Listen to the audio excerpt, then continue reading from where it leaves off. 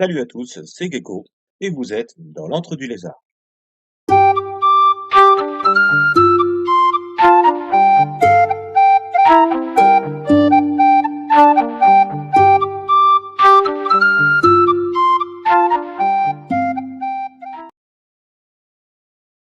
Alors on y va, on va commencer par lui.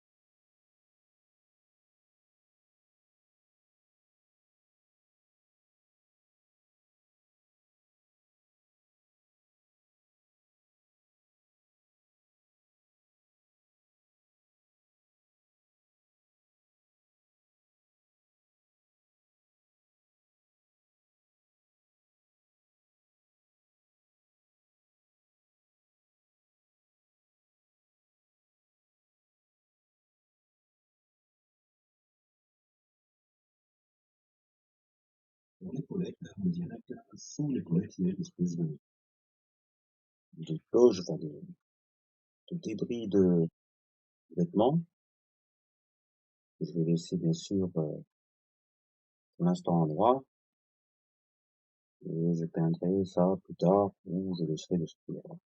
J'y verrai bien un petit peu de rouge. Comme je vous l'ai dit, moi c'est une figurine, mais il faut penser à des Romains. Je trouve ressorti pas du squelette de Romains, hein. Tout ressorti des bandes dessinées d'Astérix.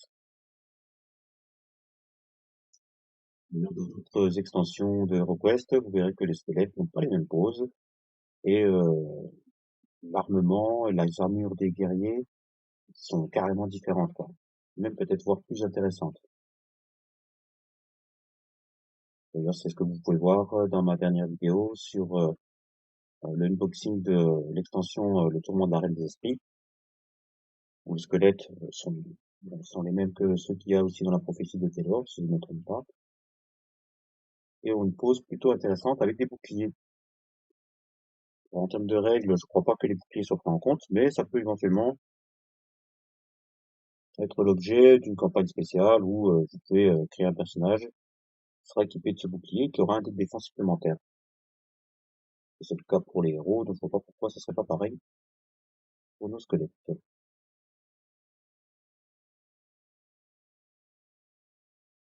Alors je viens de peindre cette partie-là, cette épaule, mais j'ai l'impression que ce n'est pas une armure, c'est juste la toge, et qu'il n'y a qu'une seule épaulette. Je vais le vérifier sur la carte. Je termine les parties mécaniques. En attendant, ça c'est sûr, c'est pas de la toge, enfin je crois pas.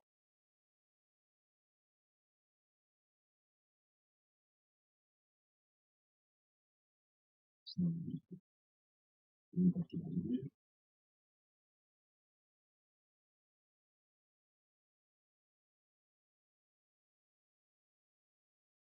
Alors mon bronze est très très doré. J'aurais préféré un bronze un peu plus rouge. Donc, ce que je vais faire pour la figurine suivante, je pense que je vais essayer de trouver une bronze plus adéquat. Parce que ça, c'est la couleur que je fais ressortir en dessous de mon fil métallique. Donc là, en l'occurrence, ça donnera pas l'effet rouillé que je veux obtenir. Donc, je pense changer ça.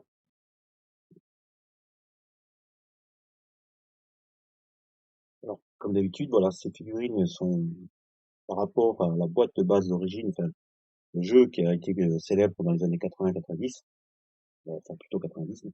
Euh, c'est sûr qu'on est loin des figurines qu'on avait avant, hein. D'ailleurs, ça ressemblait beaucoup aux figurines ce que proposait Citadel à l'époque. C'était pas génial, c'était pas terrible. Enfin bon, pour l'époque, c'était déjà bien. Mais voilà.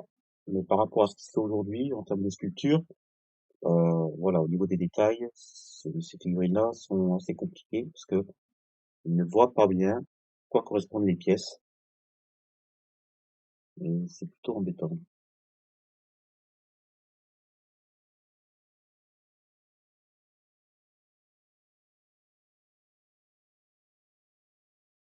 Alors voilà pour celle-ci,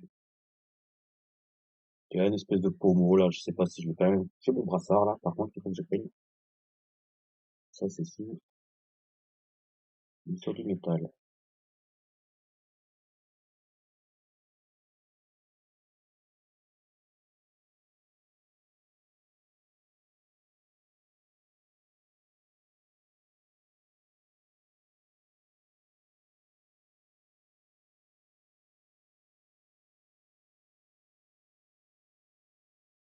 Et derrière, en fait, on voit des lanières et on retrouve cette fameuse toge. Donc, en réalité, les pièces métalliques, il n'y en a pas partout.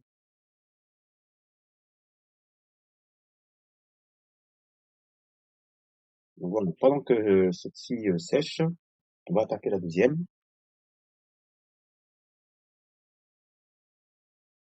Alors, après vérification, c'est bien ce qui me semblait, hein.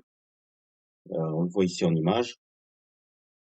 Donc, on voit bien que j'ai mon brassard qui est par-dessus, donc, l'espèce de peau. J'ai l'épaulette. Le reste, c'est que du cuir. Là, une- donc une autre épaulette, mais cette fois-ci en cuir. Et on a donc ensuite, au niveau des hanches, donc ce petit bout d'armure, un petit peu de chainmail, enfin de côte de maille. Et voilà, en fait, en partie métallique, c'est tout. Et donc n'hésitez pas à vous aider des illustrations pour voir un petit peu comment on peut peindre les figurines, si vous avez des doutes. Vous avez celle-ci, vous avez une illustration, par exemple aussi sur le retour du roi sorcier.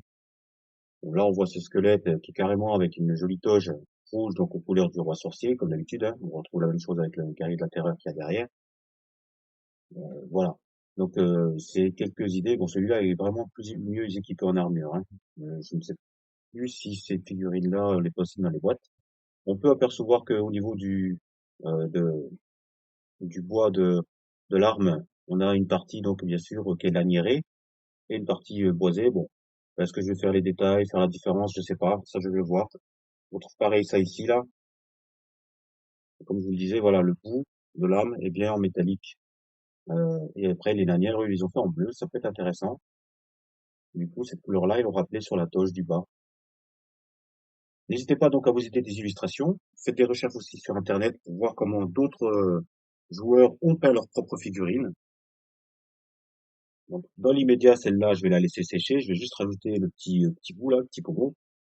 Et je vais attaquer l'autre avec un bronze plus, comme je vous disais, plus rouge. Alors, j'hésite entre, euh, alors j'ai le Warplock bronze qui est plutôt pas mal. Celui-ci, donc me donne une couleur assez foncée.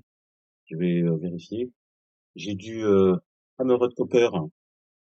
Donc là, c'est du cuivre de chez Valero. Ou alors, j'hésite avec Balthazar Gold, mais là, j'ai peur qu'on reste encore trop doré. Donc, n'hésitez pas à faire des essais, hein, voir un petit peu ce que ça donne. Moi, je vais donc rajouter mon petit pommeau à lui, éviter de prendre les parties que j'ai déjà faites. Voilà.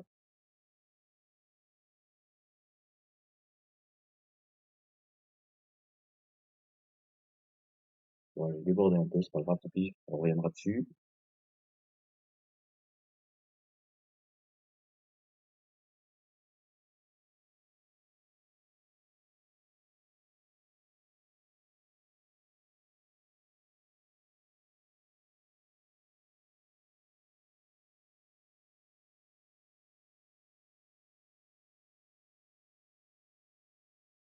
Là, je pars sur le Warplock bronze.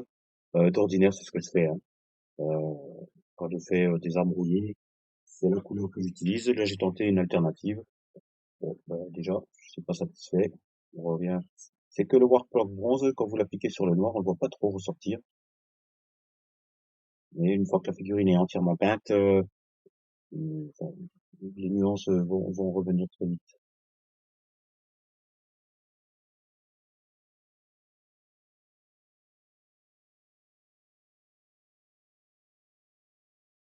Donc cette fois-ci, je peux me faire avoir au niveau des épaulettes. Je vais prendre uniquement ce que j'ai besoin.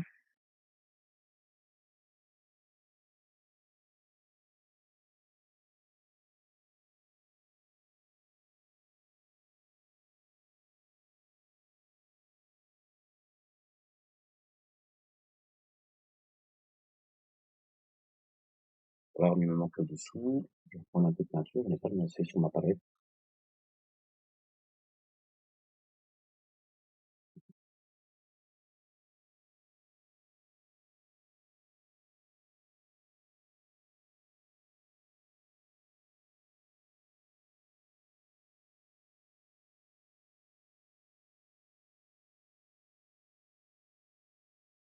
Voilà, la lame de la faux. En fait, on va faire le brassard,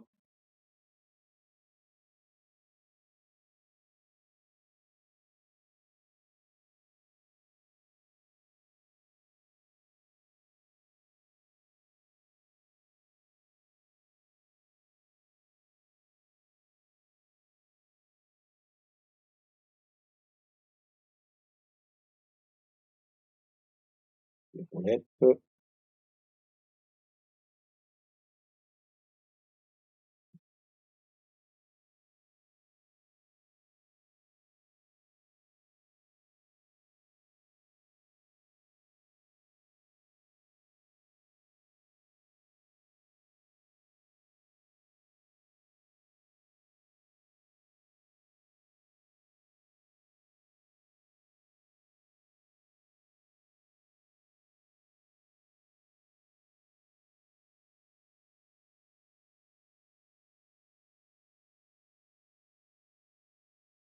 Et les hanches.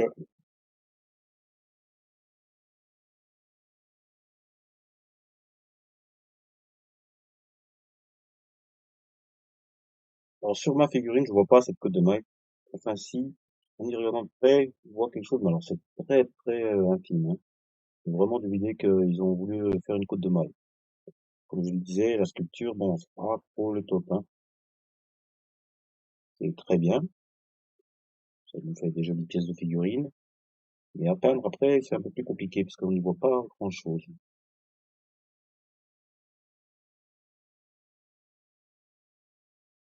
Et là, je vois bien, ils ont essayé de représenter cette côte de maille. Euh, les détails sont tellement infimes, je sais pas. Alors, juste recouvrir avec une couleur et ensuite appliquer de l'encre. Ce sera le mieux. Un brossage à sec, je pense que ça marchera pas. Trop fin.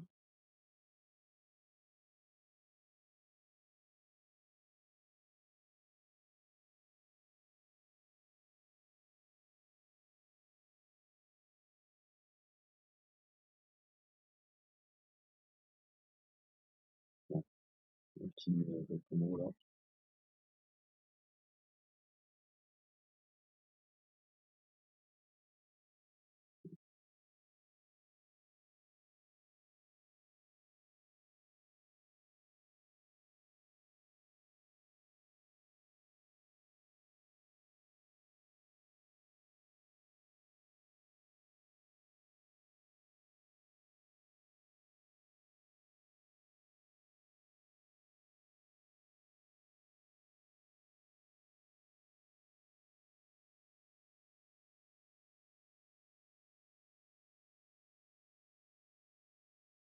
Voilà. Donc là, au four à 45 degrés, thermostat 200. Non, plus sérieusement, on va laisser celle-ci sécher et on va revenir sur celle-là. Alors, j'avais préparé le Rune Steel, mais non, ça va pas le faire. Je vais prendre plutôt le Lead Belcher, le grand classique. C'est ce qui ira le mieux. Honnêtement, sur là-dessus, je sais pas ce que ça va donner parce que je suis vachement doré. Alors, je vais vous montrer ce que je voulais faire. Je garantis pas le résultat, c'est pas grave, hein, on teste.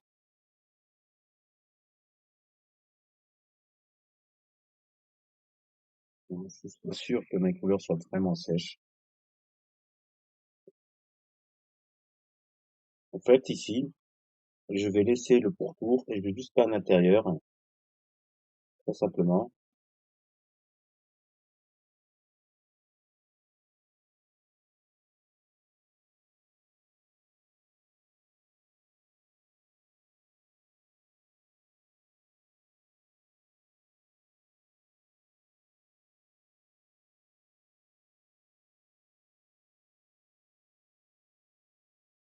Alors le résultat est pas génial.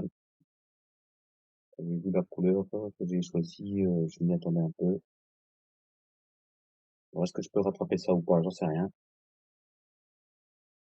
Ici sur le brassard, je vais juste faire comme si je faisais un brossage.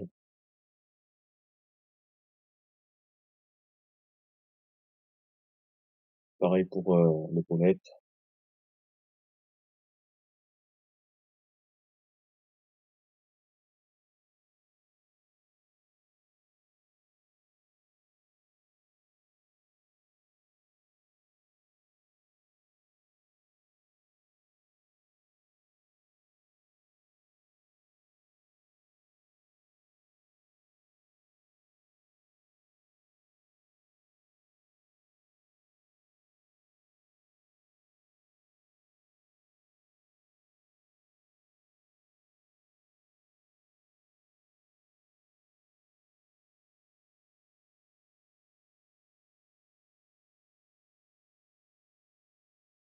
Alors, on peut obtenir ce résultat avec une couleur et après avec de l'encre. Mais une encre vraiment marron, comme le Crack sur Shade. Et encore, je suis pas sûr que la Crack sur Shade, on va dire pour faire de la rouille,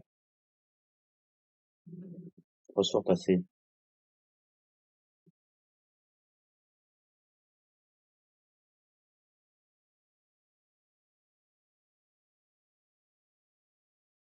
Donc je vais faire le derrière de mon arme.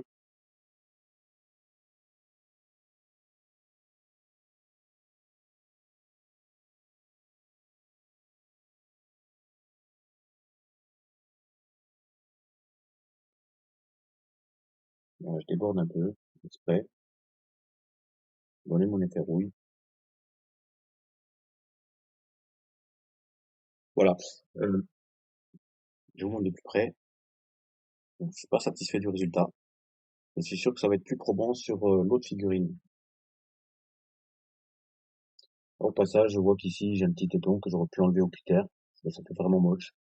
Euh, donc ça, c'est bon, le moulage, hein. Donc on laisse celle-ci de côté. Et on va revenir sur mon squelette beige. Je vois que ma peinture est sèche. Vous allez voir que là, ça va être différent au niveau de l'application du lait de Belcher.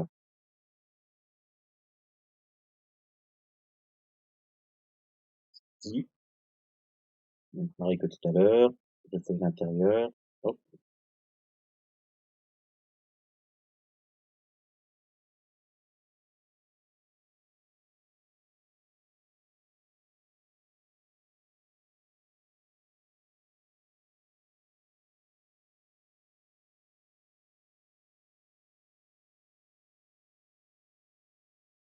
alors on peut faire juste l'arête. En plus, on n'est pas obligé de faire la totalité. Que de ce côté, le reste on n'a pas besoin. Voilà. Ce petit par le bas là. Hop, petite pointe.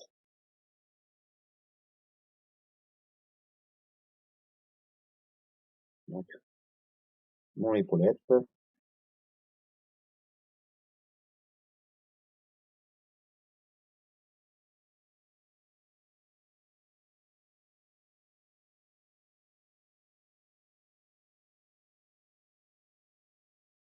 avec l'intérieur. C'est comme si je faisais du taping, hein. Je tapote un peu, de poser un petit peu de couleur. Pas sur la totalité de la surface. Regardez ce côté défectueux, vieillot. Là, par exemple, si vous regardez sur les hanches, je ne couvre pas l'entièreté de la surface. Il y a un peu sur les bords, c'est plus. On verra mieux sur cette partie-là. C'est moins, celle qui est plus exposée, on couvre mieux.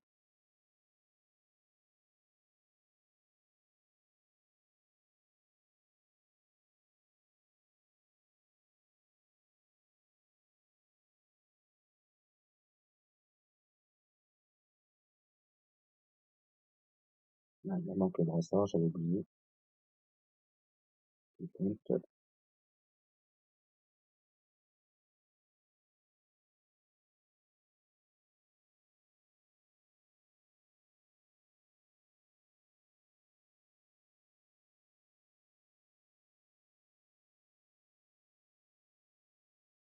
Voilà qui me plaît davantage.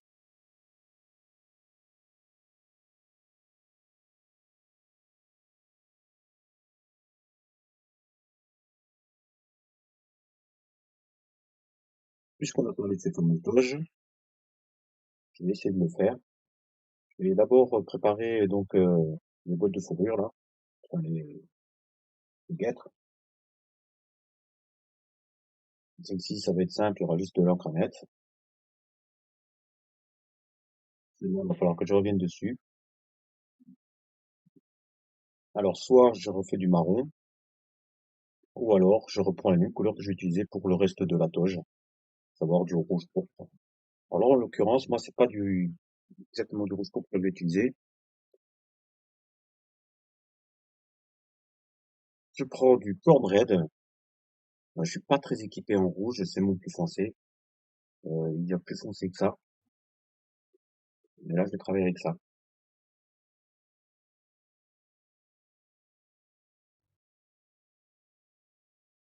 Là, du coup, je vais appliquer sur cette espèce de fouille.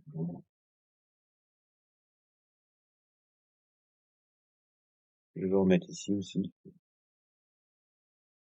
sur la toge.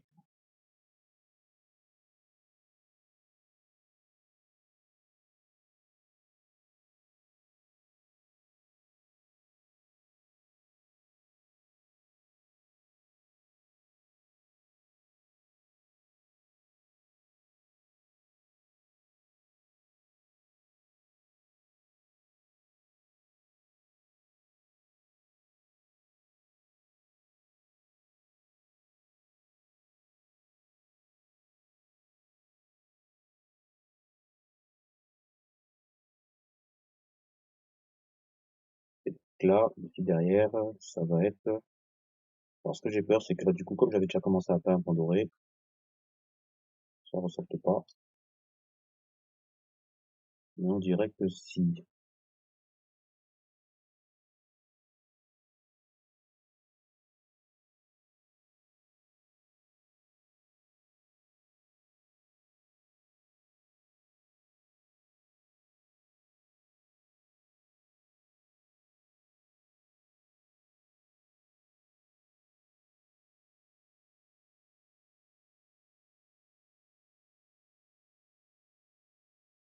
Il y en a là derrière, mais l'accès est pas terrible.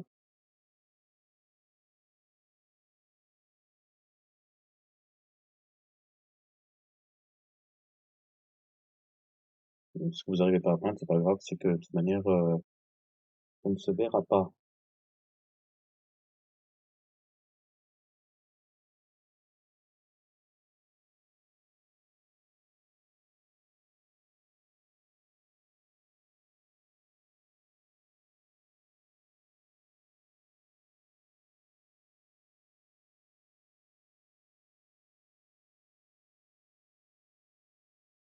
Voilà, on a un peu plus de couleur. Il est plutôt pas mal.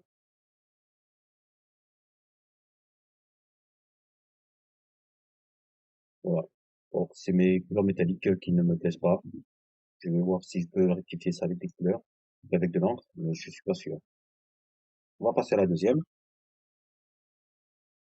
Voilà. Alors, ça ressort beaucoup mieux hein, avec ce schéma de couleur-là.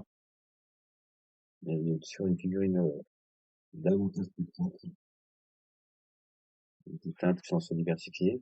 Bon, ce rouge, comme je vous l'ai dit, on va y appliquer de l'encre. Je vois que j'ai débordé avec le rouge sur le Lead Belcher, je vais rectifier ça. Donc là, on va passer à la partie ancrage des figurines.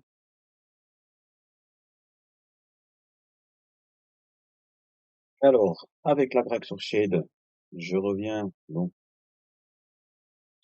sur les guêtres de lui, là.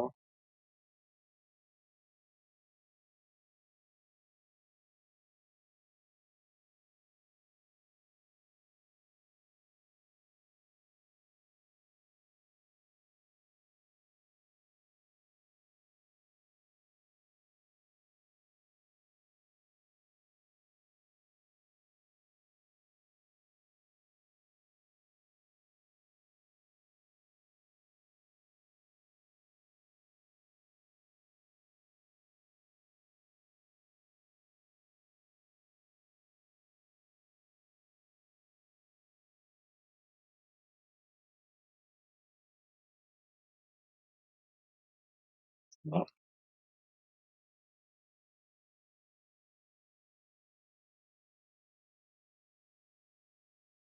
Je vais voir ce que ça donne si je l'applique sur le rouge des guêtres de son compagnon là. Ou si je mets que du Null Oil. Je fais le test. Je verrai ce qui me va le mieux. Donc, ça ne sera pas pareil, c'est sûr.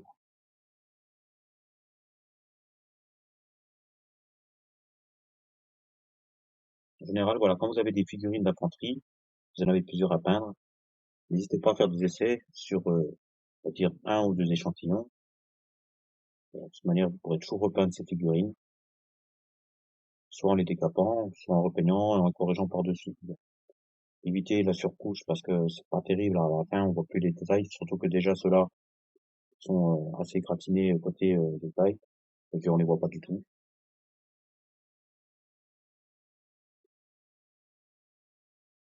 Donc cette partie est faite. On va attaquer le Null Oil.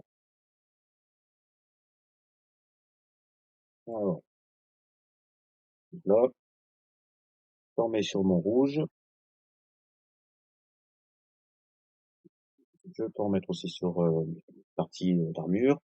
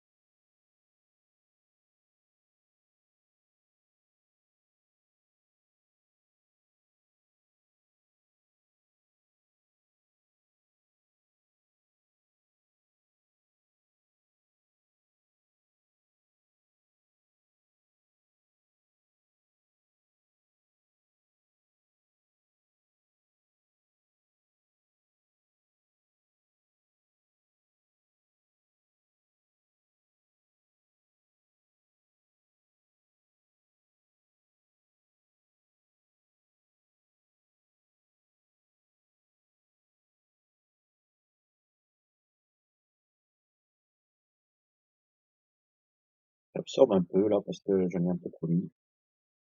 L'avantage de l'encre, c'est ça, c'est que bon, comme elle va mettre plus longtemps à sécher, si vous en avez trop mis, vous pouvez l'absorber. Là, mon résultat, bon, il me paraît correct.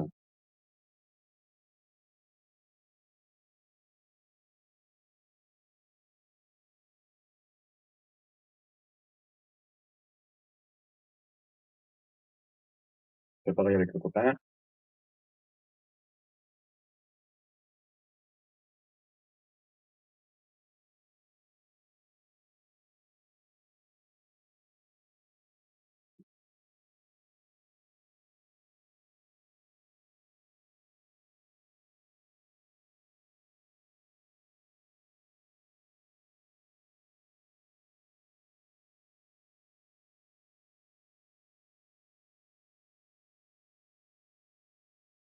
Je reprenne.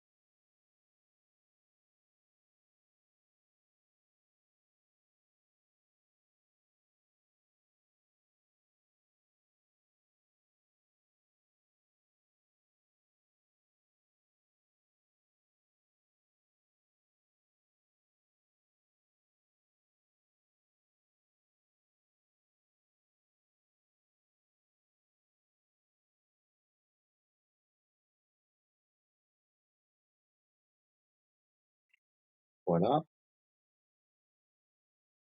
Bon, il n'y a plus qu'à laisser sécher et puis fignoler tous les petits détails. Bon, là, les pièces sont jouables, hein. Vous avez mis les couleurs principales. Vous posez ça sur la table, ça choque pas, hein.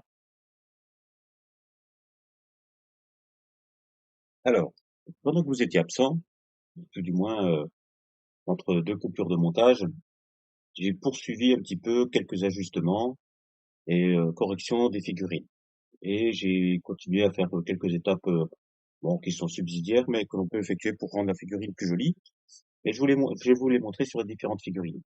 Déjà sur celle-ci, comme je vous l'avais dit, le le métallique de l'arme et de l'armure ne me plaisait pas. Donc je suis revenu à la même base que j'ai fait pour, celle qui est, couleur beige, rouge blanchi. Sauf que là, donc, je n'ai pas appliqué, d'encre. En revanche, j'ai tout simplement éclairci avec, une couleur de silver de chez Valero, qui peut très bien être fait avec du Runefeng Steel. Donc on voit bien, hein, j'ai fait ressortir donc, avec le Warplock bronze, la partie qui est, abîmée, qui est l'armure et des larmes. Et ensuite, donc je suis venu avec le Belcher, sur quoi j'ai à peine éclairci donc avec, le silver. Donc juste au milieu là, un petit peu les arêtes, voilà, pour cette figurine. Donc ça, c'est pour celle-là. Donc je suis revenu sur l'arme. Et maintenant, les détails que j'ai apportés sur celle-ci, donc c'est la hampe de l'arme. Donc on le voit, le manche qui est en bois, donc que j'ai obtenu avec du Scrag Brown de chez Citadel, que j'ai déposé en petite fine ligne sur du Domeful Brown, toujours de chez Citadel. Donc pour faire un peu d'éclaircie, faire un manche en bois. J'ai fait un lining, enfin j'ai surligné les arêtes de la tunique avec du Wazakarred de chez Citadel. Et on voit nettement que les traits sont plus définis, donc sur tout ce qui était en pourpre. Et comme vous pouvez le voir, aussi bien sur la ceinture que sur les cordages qui tiennent ou le pommeau de l'arme, j'ai tout simplement fait un léger brossage, un brossage ou lining de Shadowrun, enfin de The Fang de chez Citadel. Voilà. Parce que je me suis dit que le noir ressortait mieux. D'ailleurs, regardez, si je vous regardez bien, j'ai fait donc la sangle abdominale qui tient l'épaulette. Et en marron, avec le rouge, ça ressort pas du tout. Donc je pense que je vais reprendre cette sangle, la remettre en noir et ensuite l'éclaircir avec The Fang. Pour ce qui est de l'armure, si on regarde bien celle-ci, on voit pas trop la différence entre l'autre, celle-là, par rapport à la rouille. Si on regarde bien, voilà. Alors tout ça en fait parce que j'ai un peu trop chargé le Null Oil. Donc du coup, j'ai effacé le travail que j'avais fait avec le Warpcore bronze et le Null Belcher. Donc je vais reprendre légèrement donc ceci. Donc soit en faisant juste l'éclaircissement avec le silver, ou alors tout simplement je reprends directement les pièces comme je l'avais fait à l'origine. Ça fait partie des erreurs qu'on peut faire. C'est aussi pour ça qu'il faut toujours utiliser des figurines test pour vous permettre de voir le schéma de couleur que vous allez appliquer et ce que ça rend sur la figurine. Et aussi le mariage des couleurs. Hein. Vous voyez par exemple là mon marron avec le rouge, là, le pourpre, ça va pas du tout. Donc je vais procéder à ces étapes-là sur l'ensemble des deux figurines et je vous remonte ça. Alors voilà, j'ai appliqué donc le reste de mes détails. Alors je vais vous montrer celle-ci en premier. Donc voilà mes couleurs, j'ai défini.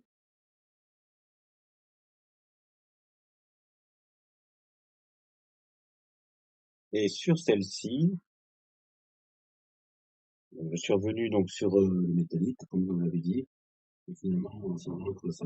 Vu que je fais la contraste pour l'arme et le métallique, ça ressort davantage, c'est plus joli. Et par la même occasion, comme vous pouvez le voir ici, donc j'ai fait le socle. Alors, comme je ne peux pas détacher les figurines, je me suis dit, mais pourquoi pas faire un espèce de trompe-l'œil, tricher, euh, et puis faire simplement tracer des lignes que j'ai dessinées en noir. Donc, c'est quoi, j'ai revêtu l'intérieur, j'ai légèrement éclairci avec un gris plus clair, un mélange de noir et de blanc. et j'ai fait un espèce de surlignage, enfin, et si vous voyez comme des espèces de rayures pour faire que les pierres brillent un peu. Donc une manière de tenir une figurine plutôt sympathique. Voilà, ça je me casse pas trop la tête avec le socle pour de la fatigue. Donc voilà mon résultat. Alors là-dessus, on peut éclaircir légèrement, donc en blanc, le sommet de chaque crâne et quelques parties, donc vraiment très léger, bien que comme ça passe très très bien. Alors, je réaliserai certainement d'autres tutos peinture concernant les figurines d'HeroQuest, notamment d'autres figurines squelettes, ou alors je pense aussi à faire un tuto sur les orques. Donc n'hésitez pas à regarder mes prochaines vidéos. N'hésitez pas non plus à vous abonner en cliquant sur la tête de lézard qui apparaît en bas à droite de votre écran et à me laisser vos impressions. En attendant, je vous dis à tous ciao ciao et à la prochaine.